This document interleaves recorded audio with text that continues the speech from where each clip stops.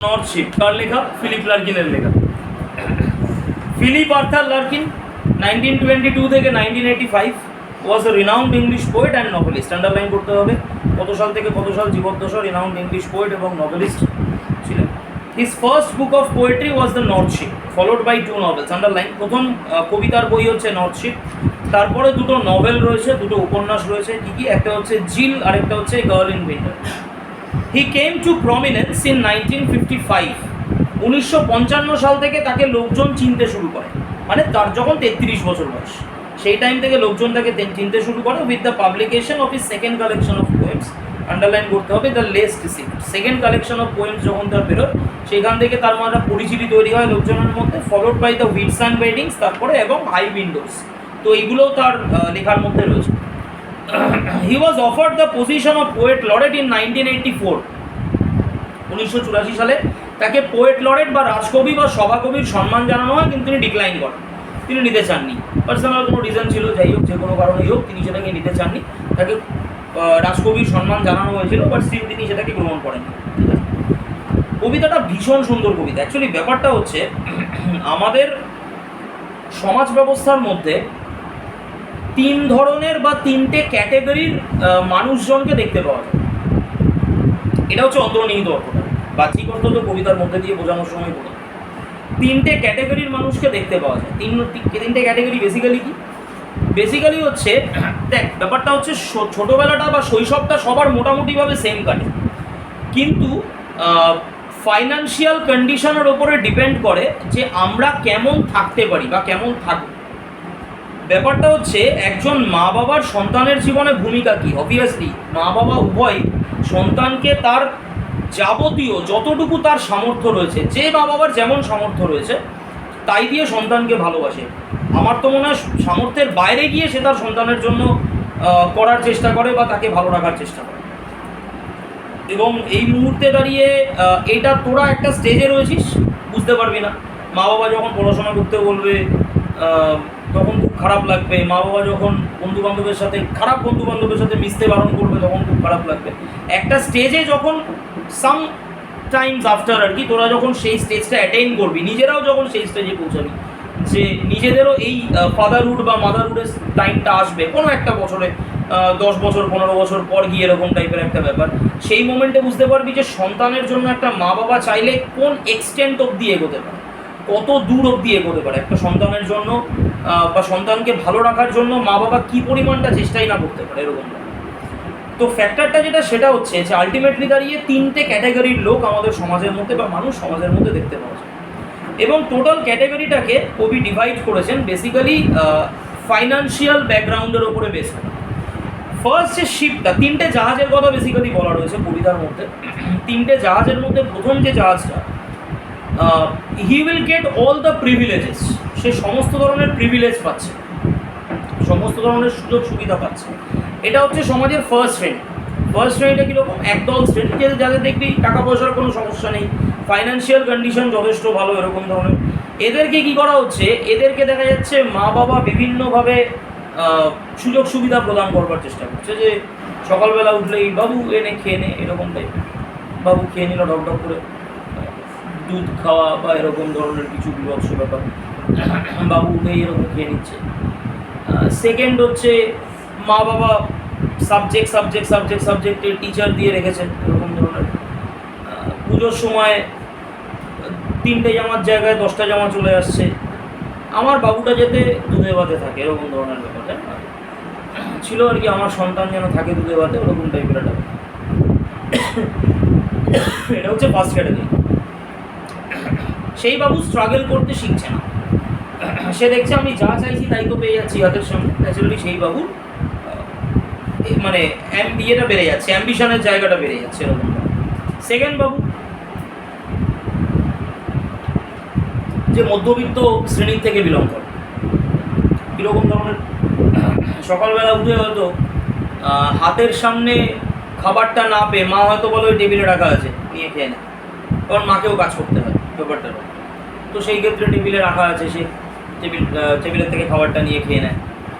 Next হচ্ছে, দেখ বাবু সব সাবজেক্টের টিচার দিতে পারছি না, তাহলে একটা কাজ কর, ল্যাঙ্গুয়েজ গ্রুপের জন্য একজনকে রাখ, বা আর্টস গ্রুপের জন্য একজনকে রাখ, সায়েন্স গ্রুপের জন্য একজনকে রাখ, এরকম টাইপের একটা ব্যাপার চলে আসছে, মানে কম্প্রোমাইজের জায়গা চলে আসছে সেকেন্ড ক্যাটাগরি, কারণ এগুলো আমরা পড়বো এখানটা, কম্প্রোমাইজের জায়গা চলে আসছে।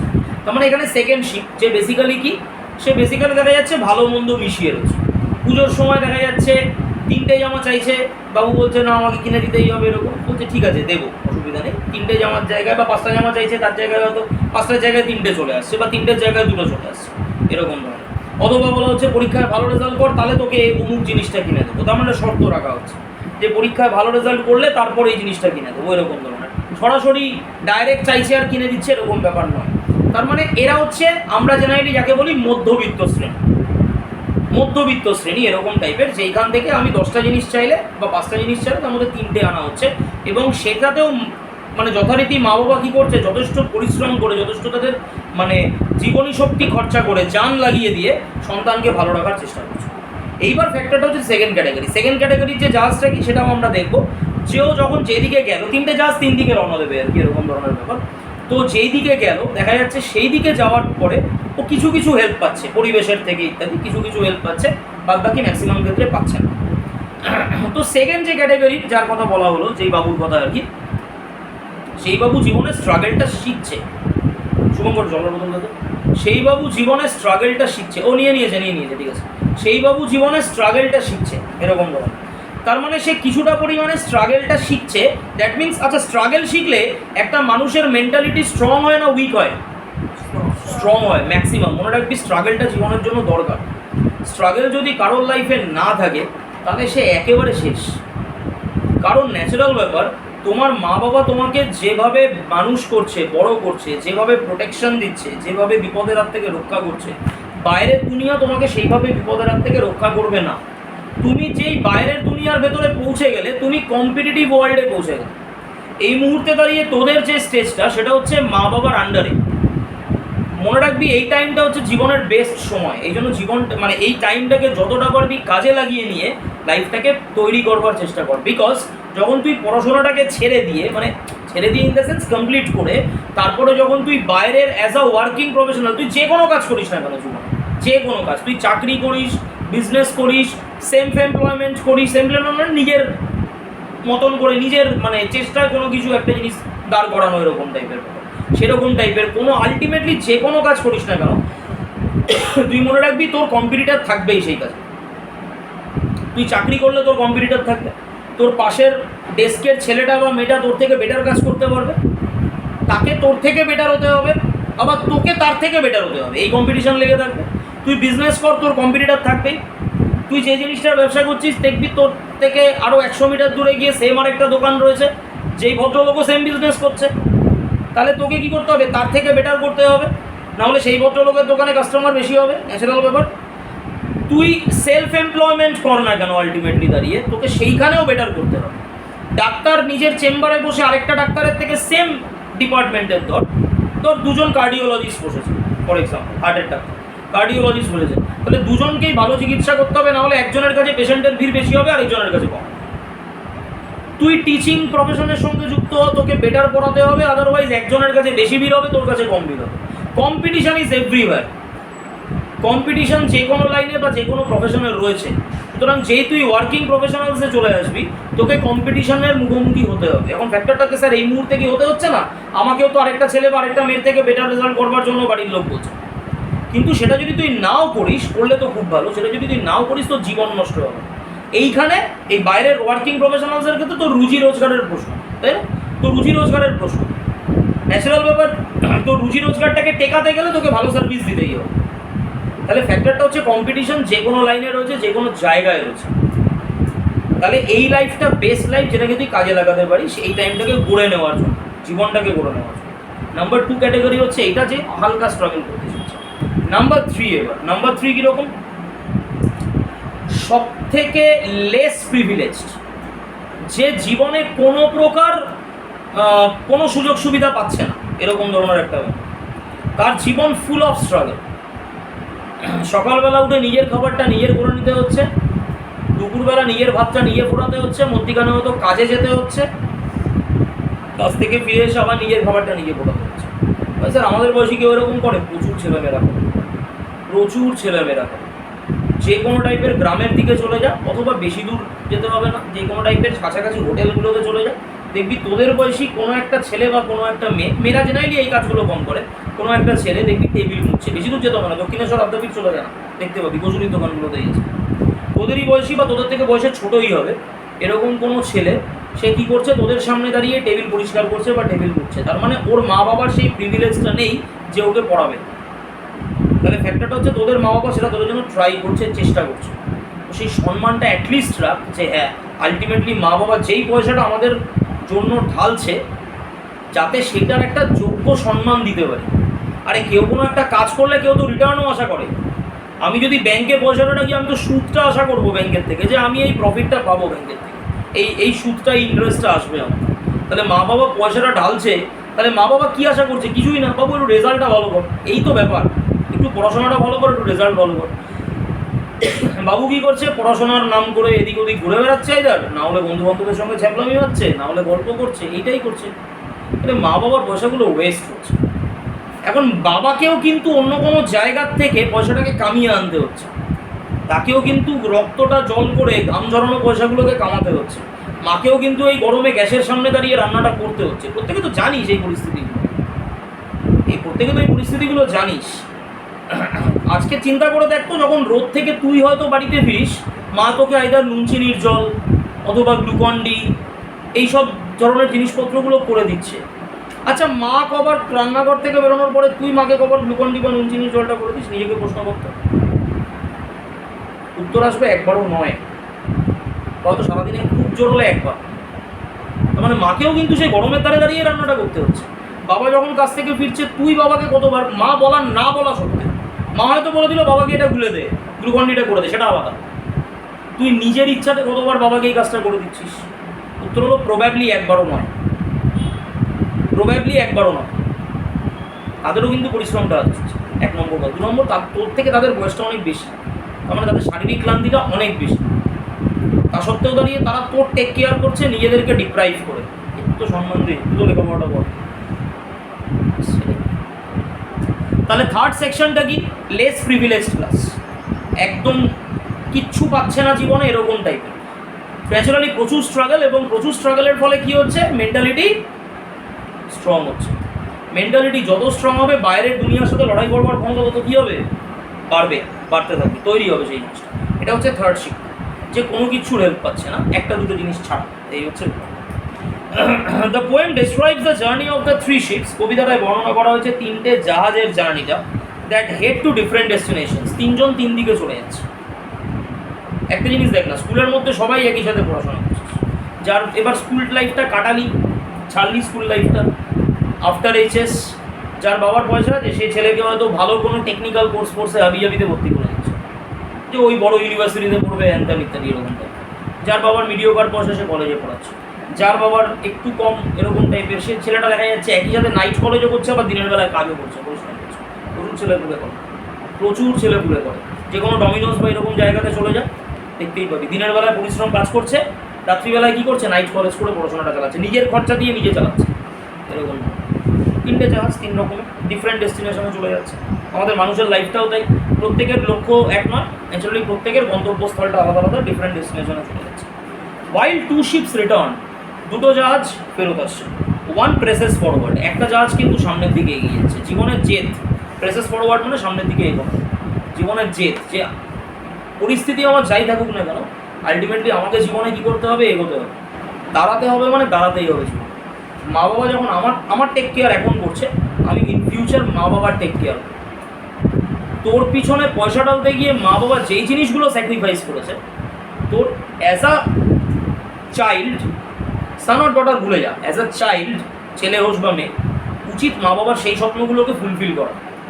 যেই স্যাক্রিফাইসগুলো তোমরা আমার জন্য করেছো, সেই স্যাক্রিফাইসের জায়গাগুলো আমি তোমাকে ফিরিয়ে দেবো, সেই টাইপের জায়গা। এবং কি, ফেসেস পেরিলস, বিপদের মুখোমুখি হচ্ছে, to continue it's long onward journey, এবং তার লম্বা যাত্রাপত্রাকে অতিক্রম করছে, almost like a symbol of aspiration that overcome all obstacles. Aspiration মানে উৎসাহের প্রতীক হয়ে উঠছে, কারণ যে যত বেশি দূরে যাবে পাবলিক, তত তো তাকে বেশি আইডিয়ালিস্টিক ওয়েতে ফলো করবে। একটা মানুষ যে সাধারণ কাজ করে রোজ নাম চায় তাকে অ্যাজ আ আইডিয়াল কী করে কেউ মানবে? অ্যাজ আ আইডিয়াল কেন কেউ মানবে? যে অনেকটা জীবনের একটা জিরো লেভেল থেকে এসে অনেক দূর উঠেছে ফর এক্সাম্পল, তাকে অ্যাজ আ পাবলিক কী করবে? অ্যাজ আ আইডল মানবে? মানতেই পারে, ন্যাচারাল ব্যাপার। ফর এক্সাম্পল শাহরুখ খান হতে পারে, ফর এক্সাম্পল ধোনি হতে পারে, এরকম ধরনের আরও প্রচুর এক্সাম্পলস রয়েছে এরকম ধরনের, যারা কিনা একদম রুট লেভেল থেকে জিরো লেভেল থেকে উঠে একটা জায়গায় গিয়ে বসেছে। হতেই পারে। ফর এক্সাম্পল মমতা বন্দ্যোপাধ্যায় হতে পারে, ন্যাচারাল। হতেই পারে ন্যাচারাল। বিরোধী নেতৃত্ব থেকে মারধর খেয়ে হলেও টানা মুখ্যমন্ত্রী এবং 15 বছর মুখ্যমন্ত্রী, সুপ্রিমো দলের হেড। হতেই পারে, কেউ আইডল মানতেই পারে, কারণ জিরো লেভেল থেকেই তো উঠেছে ভদ্রমহিলা। I may not like her, or I may like her, সেটা আলাদা ব্যাপার। কিন্তু কথাটা হচ্ছে পছন্দ করি বা না করি তার সাকসেসটাকে অস্বীকার করতে পারি। সাকসেস তো সে পেয়েছে, 15 বছর সাকসেসটাকে ধরেও রেখেছে, যেভাবেই ধরে রাখুন না কেন, আলটিমেটলি ধরে তো রেখেছে। এরকম ধরনের, সেটা নরেন্দ্র মোদী হতে পারে ফর এক্সাম্পল, চা আলাপ থেকে প্রধানমন্ত্রী হতেই পারে, Narendra Modi. I saw 3 ships go sailing by.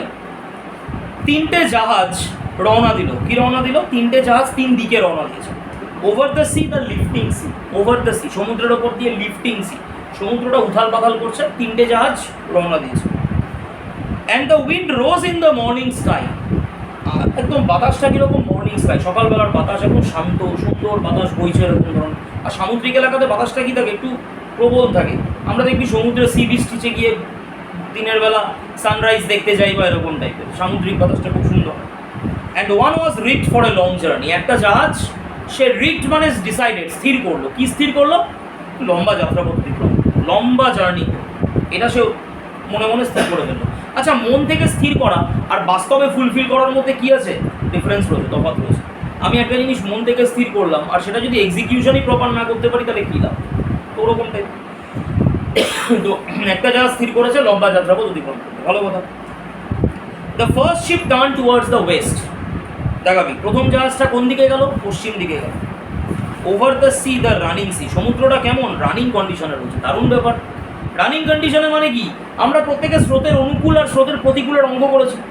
স্রোতের অনুকূলে যাতে টাইম কম লাগে আর প্রতিকূলে যাতে টাইম বেশি লাগে, মানে কেউ তো স্রোতের অনুকূলে সাঁতার কাটছে তাহলে কম সময়ে পৌঁছে যাবে, মানে স্রোতের দিকে আর কি। আর প্রতিকূলে মানে স্রোতের বিপরীতে সাঁতার কাটছে, ন্যাচুরালি টাইম বেশি লাগবে। তো এরকম টাইপের বলছে। Over the sea, the running sea. সমুদ্র রানিং কন্ডিশন। জাহাজের কি আছে? জাহাজ কনস্ট্যান্ট ভেসে চলেছে, মানে রানিং কন্ডিশন, সাহায্য পেয়েছে লাইফ। ও কি? প্রিভিলেজ ক্লাস এরকম তো। By the wind was all possessed, underline, and carried to a rich country. বাতাসটা চারিদিক দিয়ে ওকে ঘিরে ধরেছে এবং ওকে একটা বড়লোক দেশের মধ্যে পৌঁছে দিয়েছে।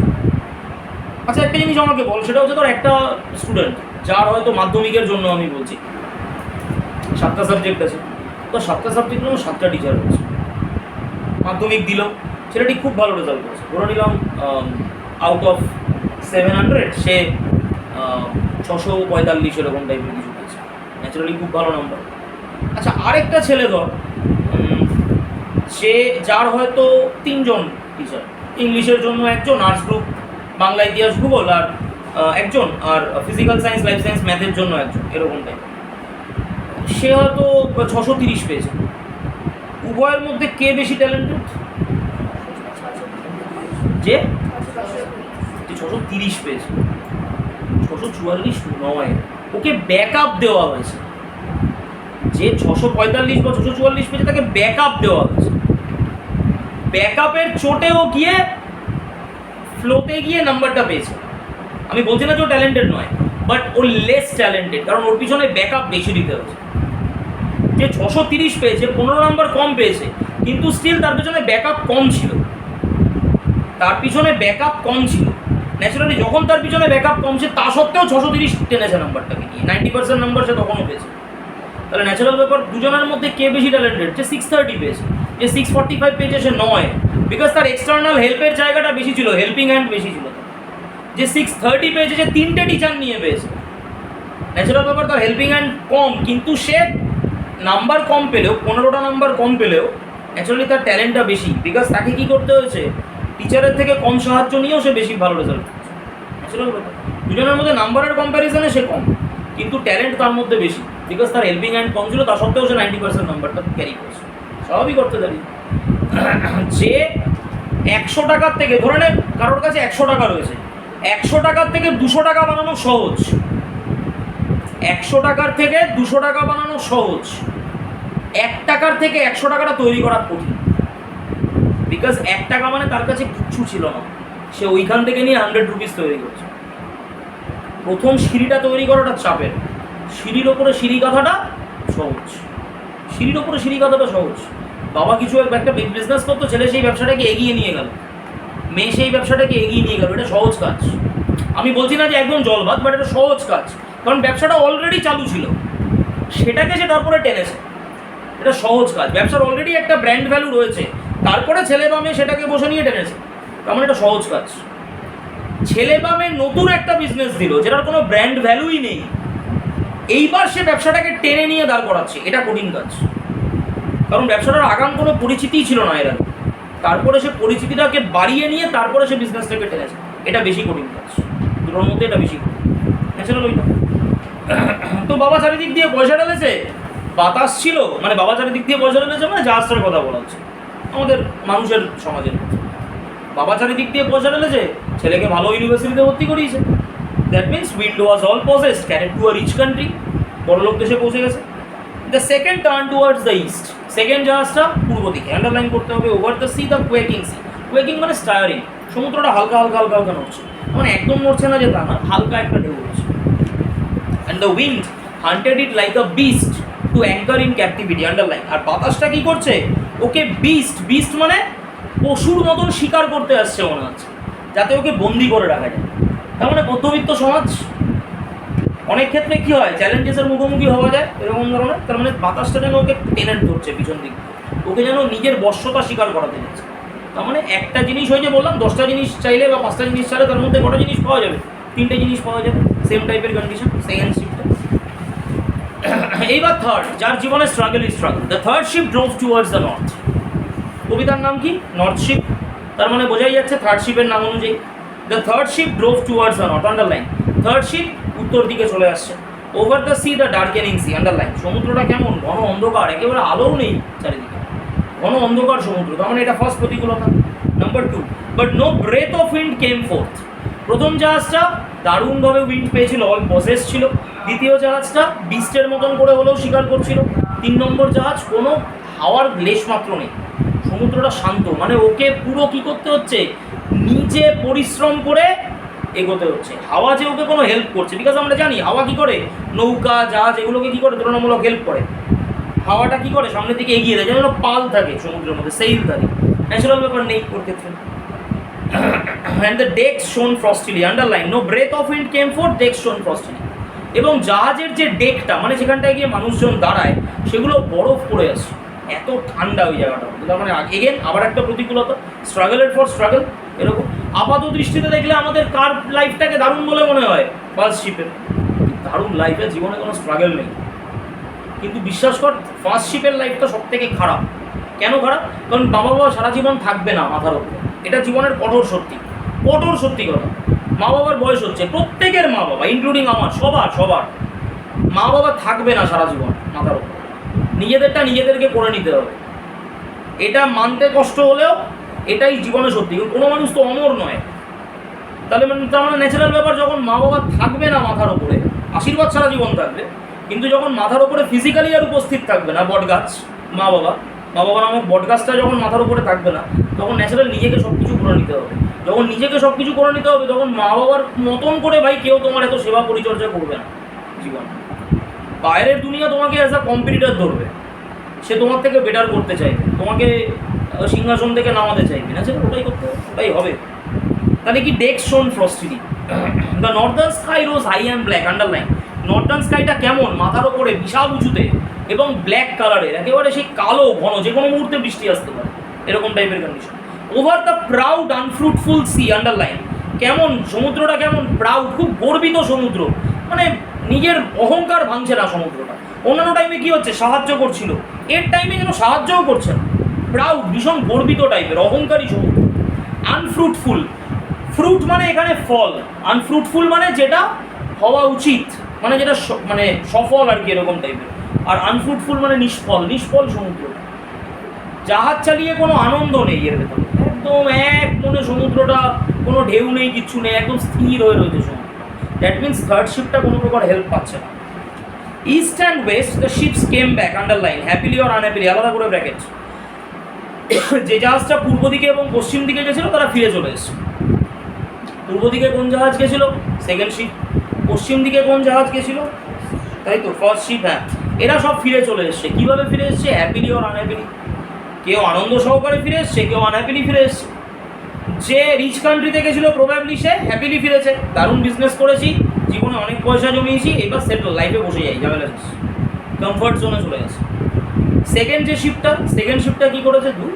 আমরা অনেক সময় ইয়ে করি না, আমার কপাল এই ছিল না বলে ওটা হলো না, ওটা হলো না বলে এটা হলো না, এই আমার পাশে থাকেনি বলে ওইটা হয়নি, আমার এই অমুক আমার সাথে গদ্দারি করেছে বলে অমুকটা হয়নি, তমুকটা হয়নি, এরকম টাইপের। তার মানে ভাগ্যকে দোষারোপ করি, তার মানে আনহ্যাপিলি সেকেন্ড শিপটা ফিরেছে।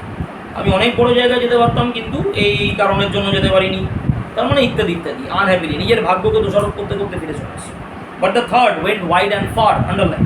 3 নম্বর জাহাজটা অনেক দূর চলে গেছে। ও যেন আমি এত তাড়াতাড়ি থামবই না, আমার জীবনের লক্ষ্য এত ছোটই নয়, আমি জীবনে অনেক বড় লক্ষ্য অ্যাচিভ করবার জন্য এসেছি। ও চলে গেছে into an unforgiving sea, underline. সমুদ্রটা কেমন? আনফরগিভিং। ও জানে ক্ষমা করবে না সমুদ্র। যদি কোনো রকম এদিক থেকে ওদিক হয়, সমুদ্র ওকে ডুবিয়ে কী করবে? জাহাজ শুধু মেরে ফেলতে পারে, বরং মৃত্যুকে ভয় পায়। ও সামনের দিকে এগো, জানে যে জীবনে যত দূর এগোবো বাধা তত বেশি আসবে, লাইফে যত দূর এগোবো বাধা কী হবে? তত বেশি আসবে, চ্যালেঞ্জেস তত বেশি আসবে লাইফে, ঠিক আছে? আন্ডার এ ফায়ার স্পিলিং স্টার, শুধুমাত্র একটা জিনিসের সাহায্য পাচ্ছে ও, কি? ফায়ার স্পিলিং স্টার, আন্ডারলাইন করে লিখে রাখ, pole star, POLE, pole star, STAR। Pole star মানে ধ্রুবতারা। ধ্রুবতারা কি হয়? শুধুমাত্র একটাই দিকে থাকে, নর্থের দিকে থাকে। তার মানে ও শুধু জানে আমি নর্থের দিকে এগোচ্ছি, মানে আমার কনস্ট্যান্ট কম্প্যানিয়নকে ধ্রুবতারা, যাকে দেখে আমি দিক নির্ণয় করতে পারবো রাত্রিবেলা। দিনের বেলা তো ঠিক আছে, ভালো করে দেখতে পাচ্ছি, রাত্রিবেলা ধ্রুবতারাকে দেখে দিক নির্ণয় করতে পারবো। তাহলে এই একটাই জিনিস ওর ফরে, বাদ বাকি সবকটা জিনিসই কি ওর এগেনস্টে, বিরুদ্ধে চলে গেছে। And it was reach for a long journey, underline. এবং এইটা আলটিমেটলি বড় জার্নিটা অতিক্রম করলো। তার মানে যে জাহাজ ভেবেছিল সেই জাহাজ অ্যাকচুয়ালি অতিক্রম করতে পারলো না। ভেবেছিল কে? প্রথম করে দেখালো কে? Third ship. 3 নম্বর জাহাজটা মন শক্ত করে ডিটারমিনেশন নিয়ে ও সব থেকে লম্বা যাত্রাপথটাকে অতিক্রম